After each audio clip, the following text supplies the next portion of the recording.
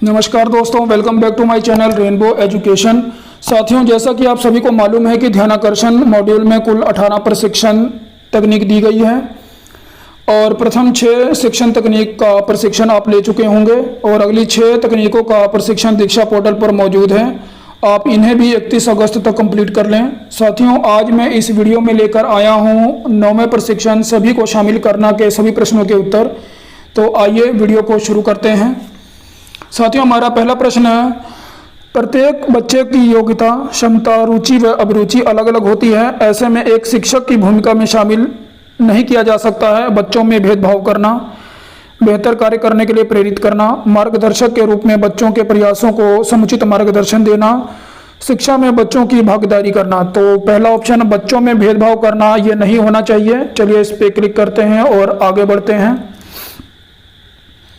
हमारा अगला प्रश्न है, सभी बच्चों को शामिल करने में अति महत्वपूर्ण भूमिका होती है कक्षा कक्ष में प्रभावी प्रबंधन की, शिक्षण पूर्व योजना निर्माण की, बैठक व्यवस्था की, उपरोक्त सभी। तो उपरोक्त सभी पे क्लिक करेंगे और आगे बढ़ेंगे क्योंकि ये तीनों ही सही हैं। अगला प्रश्न है, बच्चों के परिणामों को वांछित परिणामों में बदला जा सकता है। 4 ऑप्शन दिए गए हैं, विविधतापूर्ण शिक्षण शैली से, सकारात्मक प्रतिपुष्टि से, ए और बी दोनों से, इनमें से कोई नहीं। तो ऊपर वाले दोनों ही ठीक हैं, इसलिए तीसरा ऑप्शन ए और बी दोनों ही सही होगा। इस पर क्लिक करते हैं और आगे बढ़ते हैं।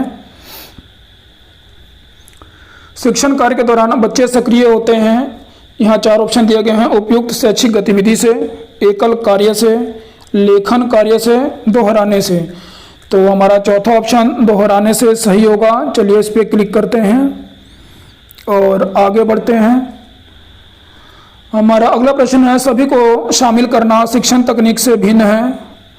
यहाँ 4 ऑप्शन दिए गए हैं, समूह गान, कहानी सुनाना, एकल प्रोजेक्ट कार्य, प्रयोगात्मक कार्य। तो हमारा तीसरा ऑप्शन एकल प्रोजेक्ट कार्य शिक्षण तकनीक से भिन्न है। इसे क्लिक करते हैं और आगे बढ़ते हैं। हमारा अगला प्रश्न है, शिक्षण प्रक्रिया में शैक्षिक तकनीक सभी को शामिल करने से लाभ है। बच्चों के शिक्षण कार्य में निदान व उपचार की संभावनाएं कम हो जाती हैं। बच्चे एक दूसरे से सीखने की ओर अग्रसर होते हैं। बच्चों में परस्पर सहयोग की भावना का विकास होता है। उपरोक्त सभी, तो यहाँ उपरोक्त सभी होगा। चलिए इस पर क्लिक करते हैं और आगे बढ़ते हैं। बच्चों की गतिविधियों में शामिल कर अपने विचार रखने के अवसर देने से होने वाले लाभ, बच्चों के आत्मविश्वास में वृद्धि, विषय वस्तु की अच्छी समझ की विकसित होगी। ए और बी दोनों, इनमें से कोई नहीं। तो ऊपर वाले दोनों सही हैं, तो राइट आंसर होगा ए और बी दोनों। चलिए इस पर क्लिक करते हैं और आगे बढ़ते हैं।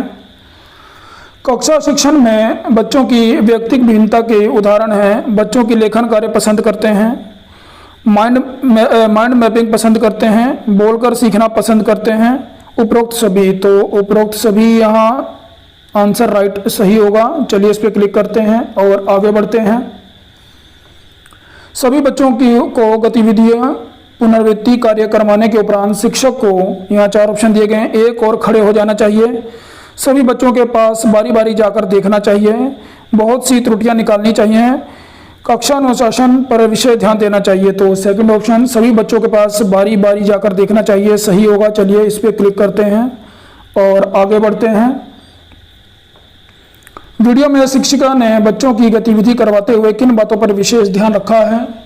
4 ऑप्शन दिए गए हैं, बच्चों की बैठक व्यवस्था का, बच्चों की अभिव्यक्ति के अवसर प्रदान करने का, बच्चों को समूह चर्चा के अवसर प्रदान करने का। उपरोक्त सभी, तो यहाँ उपरोक्त सभी आंसर राइट होगा। चलिए इस पर क्लिक करते हैं और आगे बढ़ते हैं। तो साथियों देखिए, हमने 10 में से 10 क्वेश्चन अटेम्प्ट कर लिए हैं। चलिए अपना स्कोर जानने के लिए सबमिट करते हैं। तो देखिए, हमने 10 में से 10 स्कोर कर लिए हैं। साथियों, आपको ये जानकारी कैसे लगी हमारे कमेंट बॉक्स में ज़रूर बताइएगा। इस वीडियो का लिंक मैंने डिस्क्रिप्शन बॉक्स में दे दिया है, आप वहाँ से जाके अपने कोर्स को जल्दी से जल्दी पूरा कर सकते हैं। जय हिंद साथियों।